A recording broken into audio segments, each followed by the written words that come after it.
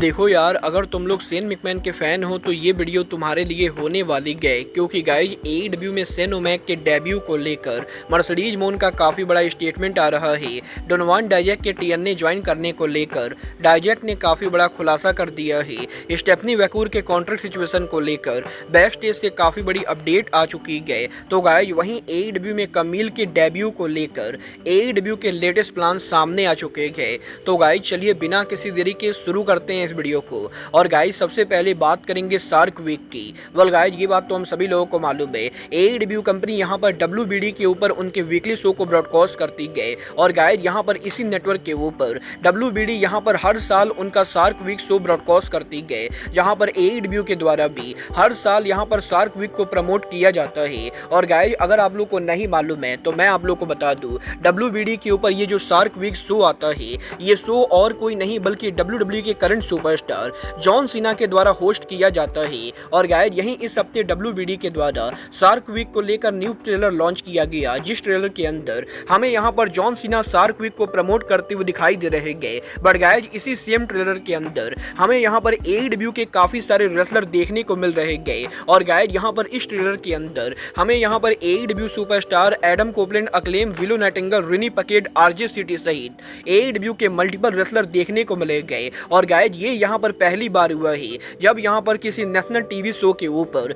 WWE और AEW के wrestler एक साथ हमें देखने को मिल रहे गए। वेल गाइज ये तो बात हुई शार्क वीक के ट्रेलर की। बट गाइज चलिए फिलहाल आगे बढ़ते और बात करते हैं डाइजैक के फ्यूचर की। वेल गाइज बात करें अगर यहाँ पर डाइजैक की, तो गाइज ये बात तो मैं आपको ऑलरेडी बता चुका हूँ। डोनोवान डाइजैक के WWE को लीव करने के बाद जहाँ करंटली वो इंडी रेसलिंग को डोमिनेट कर रहे गए, वहीं वो एईडब्ल्यू कंपनी को ज्वाइन करना चाहते गए। बट गाइज अब यहाँ पर डाइजैक ने फाइनली ये कंफर्म कर दिया है कि क्या वो यहाँ पर अमेरिका की तीसरी सबसे बड़ी कंपनी TNA रेसलिंग को ज्वाइन करेंगे या नहीं। गाइज यहाँ पर डाइजैक का ये कहना है कि WWE के डाइजैक को लीव करने के बाद वो करंटली यहाँ पर इंडी रेसलिंग को डोमिनेट करना चाहते गए और साथ ही में वो एईडब्ल्यू को ज्वाइन करने को लेकर भी इंटरेस्टेड है। बट गाइज जहाँ तक बात रही TNA रेसलिंग की, तो गाइज डाइजैक ने अब ये कंफर्म कर दिया है कि उनके WWE के लीव करने के तुरंत बाद ही TNA रेसलिंग के द्वारा डाइजैक को कॉन्टेक्ट किया गया था। और गाइज TNA की मैनेजमेंट और डाइजैक के बीच में ऑलरेडी यहाँ पर कॉन्ट्रैक्ट को लेकर बातें चल रही है। और अभी तक तो डाइजैक ने डिसाइड नहीं किया है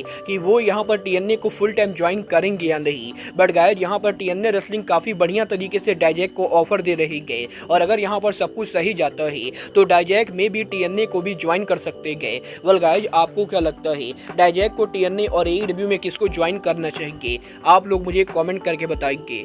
बट गाइज चलिए फिलहाल आगे बढ़ते हैं और बात करते हैं WWE NXT के recent pay per view NXT heat wave की। वेल गाइज अगर आप लोगों ने NXT heat wave pay per view पूरा देखा होगा तो गाइज आप लोगों ने देखा होगा WWE के NXT heat wave pay per view पर women's North American championship match के अंदर हमें यहाँ पर केलेन जॉर्डन और सोल रुका के बीच में मैच की ओपनिंग देख रहे थे, तो उन्हें यहाँ पर ये लग रहा था कि वो यहाँ पर उनके और विल ऑस्प्रे के फीमेल वर्जन को देख रहे गए। और गाइज ये बात तो हम सभी लोगों को मालूम है, रिकोसेट और विल ऑस्प्रे का मैच आज भी रेसलिंग इंडस्ट्री के अंदर one of the greatest high flying match माना जाता है। और NJPW के इन दोनों के क्लासिक मैच के बाद जब NXT के हीट वेव के ऊपर रिकोसेट ने यहां पर north American women championship match देखा, तो गाइज उस मैच को देखकर रिकोसेट को ऑस्प्रे और उनके मैच की याद आ गई। वेल गाइज यहां पर मैं आपको बताना चाहूंगा कि NXT के हीट वेव के ऊपर वुमेन मैच के अंदर जो पूरा सीक्वेंस हुआ था, वो पूरा का पूरा सीक्वेंस NJPW में हुए रिकोसेट और विल ऑस्प्रे के मैच के सीक्वेंस का कॉपी था। और अगर आप यहां पर दोनों मैच को लाइन बाय लाइन देखोगे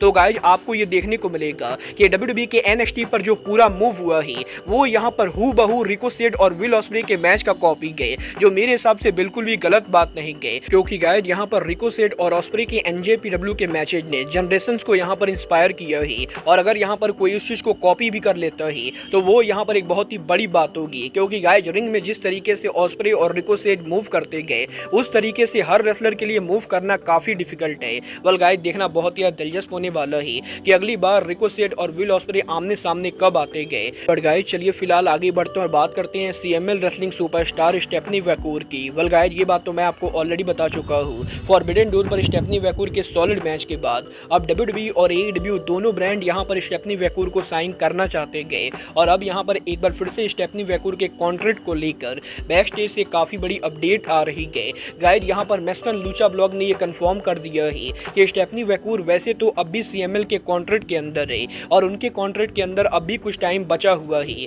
बट गाइज अगर यहाँ पर स्टेफनी वैकूर चाहे तो वो यहाँ पर इस कॉन्ट्रैक्ट के होने के बाद भी WWE और AEW जैसी कंपनी के साथ नेगोशिएट कर सकती गए, क्योंकि गाइज मैक्सिको के अंदर CML नॉर्मली उनके रेसलर्स को दूसरे कंपनीज के साथ नेगोशिएट करने के लिए छोड़ देती गए। और गाइज यहाँ पर अगर WWE या AEW चाहे तो वो यहाँ पर स्टेफनी वैकूर को साइन करके CML के अंदर उनके कॉन्ट्रैक्ट को टर्मिनेट करवा कर डायरेक्टली उनके ब्रांड के ऊपर डेब्यू करवा सकते गए। वल देखना बहुत ही दिलचस्प होने वाला है कि AEW या WWE में से आखिर यहाँ पर स्टेफनी वैकूर को कौन अपने ब्रांड के ऊपर लाता है। बट गाइज जहाँ तक बात रही AEW की, तो गाइज यहीं आज से करीबन 5 महीने पहले AEW के रेसलिंग इंडस्ट्री के one of the biggest female free agent Kamille को साइन करने के बाद अब यहाँ पर फाइनली एक बार फिर से AEW में कमील के डेब्यू को लेकर अपडेट आ रही है, जहाँ पर फाइटफुल ने ये कंफर्म कर दिया है कि AEW के अंदर अब यहाँ पर फाइनली कमील के डेब्यू को लेकर AEW कंपनी बैक स्टेज पर तैयारी कर रही है, जहाँ पर AEW के अंदर कमील के ग्राफिक और कमील के एंट्रेंस म्यूजिक को तैयार किया जा रहा है।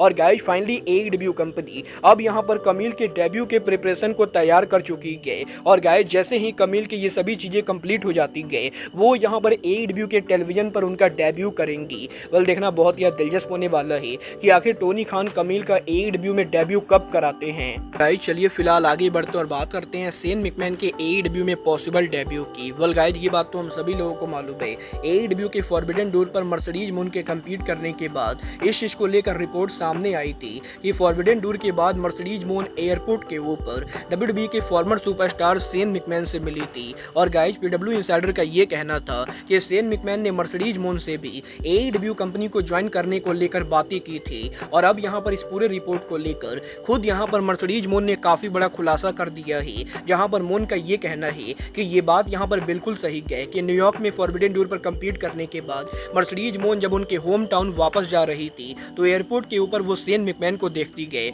और क्योंकि मून यहाँ पर हमेशा से शेन ओमैक को काफी पसंद करती गए तो गाइज इसलिए एयरपोर्ट पर शेन मैकमैन को देखते ही मर्सिडीज मून यहाँ पर उनसे मिलने जाती गए, जहाँ पर इन दोनों के बीच में करीबन 10 से 15 मिनट बातें होती गए। और गाइज यहाँ पर मर्सिडीज मून का ये कहना है कि रेसलिंग रिपोर्टर्स का ये कहना कि शेन मैकमैन मर्सिडीज मून से AEW के ज्वाइन करने को लेकर बातें कर रहे थे, ये बातें यहाँ पर पूरी तरह से गलत है, क्योंकि मर्सिडीज मून और शेन मैकमैन के बीच में कैजुअली यहाँ पर रेसलिंग को लेकर बातें हो रही थी, जहाँ पर ये दोनों WWE और AEW के साथ साथ और भी काफी सारी चीजों को लेकर बात कर रहे थे। और स्पेसिफिकली शेन ओमैक के द्वारा मर्सिडीज मून से AEW के ज्वाइन करने को लेकर कोई भी बात नहीं की गई है। बट गाइस यहाँ पर मर्सिडीज मून का ये कहना है कि डेफिनेटली अगर शेन मैकमैन जैसा आदमी AEW पर आता है तो मून यहाँ पर इस चीज को देखकर काफी हैप्पी होंगी, क्योंकि वो यहाँ पर पर्सनली पूरे मैकमैन फैमिली के अंदर शेन मैकमैन को सबसे ज्यादा पसंद करती गए। और गाइस मर्सिडीज मून को ऐसे तो ये मालूम नहीं गए कि टोनी खान शेन मैकमैन को लाना चाहते भी है या नहीं, या फिर शेन मैकमैन सच में AEW पर आना चाहते हैं या नहीं।